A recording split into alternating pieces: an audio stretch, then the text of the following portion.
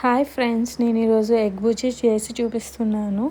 And దానికి కావాల్సింది ఒక కడాయి, దాంట్లో 2 table spoon of oil and 4 వెల్లుల్లి రెబ్బలు, 2 పచ్చిమిర్చి తీసుకొని మంచిగా ఫ్రై చేసుకోండి. తర్వాత కొంచెం కరివేపాకు యాడ్ చేసుకొని అది కూడా మంచిగా ఫ్రై చేసుకున్న తర్వాత ఒక 2 ఆనియన్స్ వేసుకుంటున్నాను. నేనైతే 3 ఎగ్స్ అండి. ఒక టేబుల్ స్పూన్ ఆఫ్ సాల్ట్ వేసుకొని మంచిగా ఫ్రై అయిన తర్వాత ఒక మీడియం సైజ్ ఆర్ చిన్న సైజ్ టమాటో యాడ్ చేసుకొని దాంట్లో ఒక 1/2 టేబుల్ స్పూన్ పసుపు అండ్ 1/2 or 1 టేబుల్ స్పూన్ మీ కారానికి తగ్గట్టుగా కారం అండ్ ఒక 1/2 table spoon of jeera add చేసుకున్న తర్వాత ఒక 3 ఎగ్స్ కొట్టి దాంట్లో వేసానండి. వేసిన తర్వాత లిడ్ పెట్టేయండి ఫర్ లెస్ దెన్ 1 minute అండి, సో దట్ అడుగు అంటుకోదు. అండ్ టైం అయిన తర్వాత మూత తీసుకొని మంచిగా కలుపుకోవాలి.